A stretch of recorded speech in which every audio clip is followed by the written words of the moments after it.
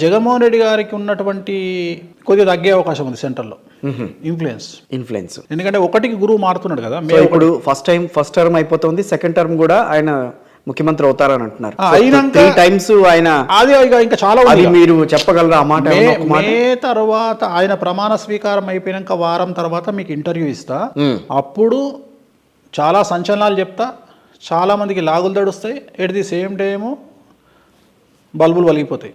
చాలా అంటే సంచలనాలు ఉంటాయి, కళ్ళు గుడ్లు వలిగిపోవాలి. చాలా సంచలనాలు మీతో మాట్లాడతా జగన్మోహన్ రెడ్డి గారు గెలిచిన తర్వాత లేదా ఆంధ్రప్రదేశ్ ఎలక్షన్లో. తట్టుకోగలనా మీరు చెప్పినవి? నాకు తెలియదు, మీరు వాటర్ బాటిల్ పెట్టుకొని కూర్చోవాలి.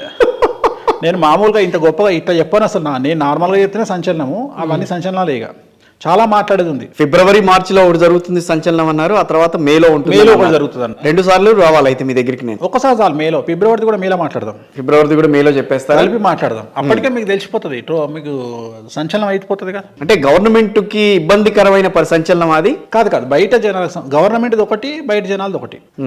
ఇప్పుడు మళ్ళీ మనం ఇంకా చెప్పుకునేవి ఉన్నాయి. ఇప్పుడు ఉగాది విశేషాలలో చాలా మాట్లాడతాం మీతో. ఇంకా బ్లాస్టింగ్ చాలా ఉన్నాయి. ఇప్పుడు మీరు ఇంకా జగన్మోహన్ రెడ్డి గారి గురించే చెప్పగలరు. మిగతా ప్రతిపక్షంలో పవన్ కళ్యాణ్ ని బాగా పైకి తీసుకురావాలని చెప్పి ప్రయత్నం జరుగుతోంది, ఆయన సీఎం అవ్వాలన్న ప్రయత్నం జరుగుతోంది. లోకేష్ చెప్పేసిండు కదా, దీనికి నేను జ్యోతిష్యం చెప్పడం వేస్ట్. ఇప్పుడు నేను జ్యోతిష్యం చెప్పడం వేస్ట్. లోకేష్ బాబు గారు చెప్పారు ఆల్రెడీ, చంద్రబాబు నాయుడు గారే సీఎం అండి, పవన్ కళ్యాణ్ కు సీఎం ఇయ్యము అని చెప్పాము. మరి వాళ్ళు విన్నారో లేదో నాకు తెలియదు. పవన్ ఇప్పుడు పీకే వచ్చిన తర్వాత కొంచెం పరిణామాలన్నా మా వైపే ఉన్నాయని చెప్పి మాట్లాడుతుంది. లేదు, ఆల్రెడీ ఒక పీకే వెళ్ళిపోయాడు. పవన్ కళ్యాణ్ గారు ఒక్కరే ఉన్నారు. ఈ పీకే రాత్రి వచ్చి మార్నింగ్ వెళ్ళిపోయాడు. ఏం లేదా?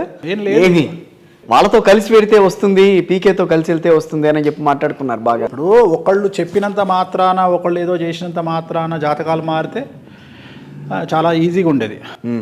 మనం ఎప్పుడు కానీ మనం శత్రువుని గెలవాలంటే 12% మన ధైర్యం ఉండాలి, 88% భగవంతుడి కృప ఉండాలి.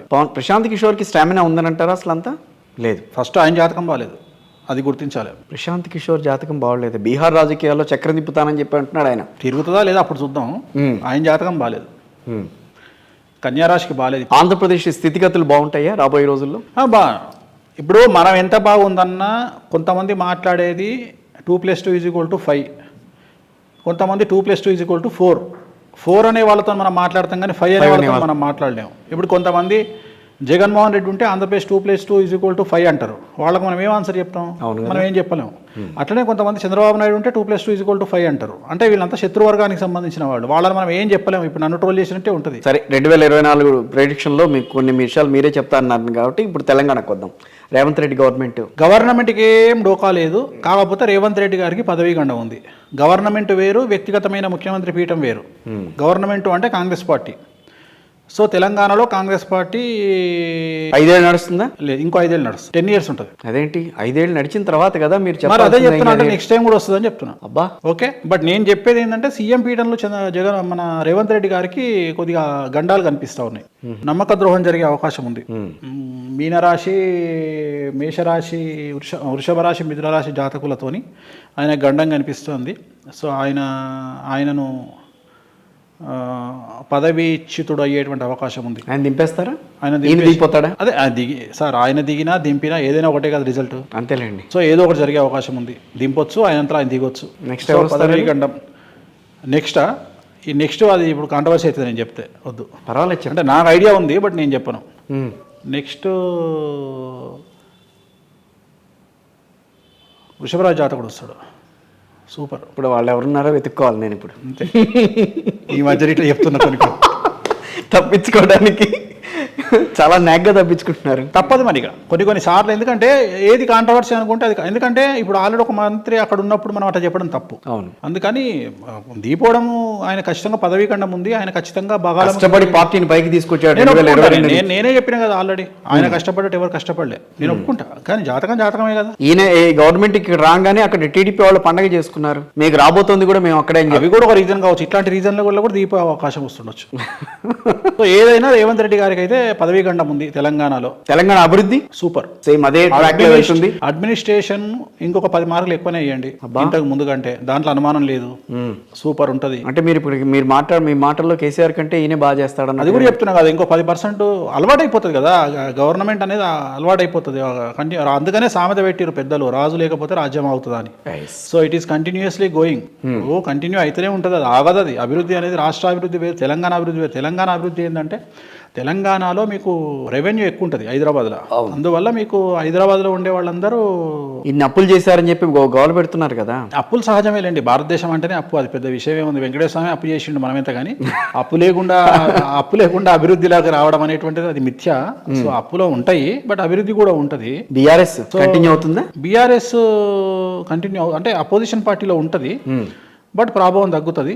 కొంతమంది ఏప్రిల్ మే తర్వాత బీఆర్ఎస్ నుండి కొంతమంది జంపింగ్ జపాంగులు కాంగ్రెస్లోకి వచ్చే అవకాశం ఉంది. నేను మాట్లాడేది రేపు ఏప్రిల్ తర్వాత, ఏప్రిల్ 25 గురువు మారుతాడు. గురువు మారినాక జంపింగ్ జపాంగులు అందరూ దుంకుతారు కొంతమంది. ఇప్పుడు రాష్ట్రానికి సంబంధించిన జాతకం వేరుగా ఉంటుంది, మనిషికి సంబంధించిన జాతకం, ఆ ముఖ్యమంత్రికి సంబంధించిన జాతకం వేరుగా ఉంటుందా? అవును, ఉంటది. అలా అనుకుంటే అమరావతికి సంబంధించిన జాతకం వేరు, జగన్మోహన్ రెడ్డి గారికి సంబంధించిన జాతకం వేరుగా ఉంటుంది. ఎందుకుంటది? అమరావతి అంటేనే అలా ఉండదు కదా, ఆంధ్రప్రదేశ్ కదా.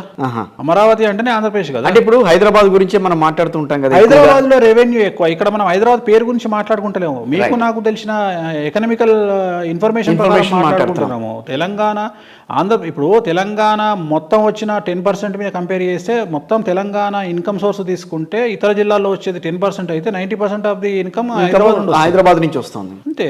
ఇంకొక విషయం, నేను ఇందాక ఏపీ గురించి 3 రాజధానులు వస్తాయా? అమరావతి అనఫిషియల్లీ 3 రాజధానులు ఉన్నట్టే, అఫీషియల్ అయితే రాదు. ఈ అనఫిషియల్ ఉన్నట్టే, అది ఉన్నట్టే. అమరావతి రాజధానిగా కొనసాగుతూనే ఉంటుంది. కొంతమందికి రాజధాని, అందరికి కాదు. కొంతమందికి అమరావతి రాజధాని, కొంతమందికి కర్ర వెరకుండా పాము చావకుండా వేణుస్వామి గారు జరిగే పని కాదు కదా, అవదు, జరగదు కాబట్టి చెప్పి లాభం. 24లో కూడా జరగదు అట్లాంటి సిచ్యువేషన్, ఏమి కూడా జరగదు. వైజాగ్ వెళ్ళటం ఖచ్చితంగా వీటికి ఆన్సర్ నేను మేలే చెప్తా. ఇంకా చాలా ఉన్నాయి, నేను చెప్పాలంటే ఈ సంఘటనలని మీరు ఇప్పుడు నన్ను చెప్పియకండి, సపరేట్గా మాట్లాడుకుందాం. చాలా సంచలనాలు ఉన్నాయి, చాలా ఉన్నాయి. కొన్ని పార్టీల గురించి మాట్లాడేది, కొంతమంది లీడర్ల గురించి మాట్లాడేది ఉంది. రాజకీయాన్ని వదిలిపెట్టి తిరోగమనం చేసే లీడర్లు ఉన్నారు, పారిపోయే లీడర్లు ఉన్నారు. చాలా మంది గురించి మాట్లాడదాం మనం, చాలా మంది గురించి మాట్లాడేది ఉంది.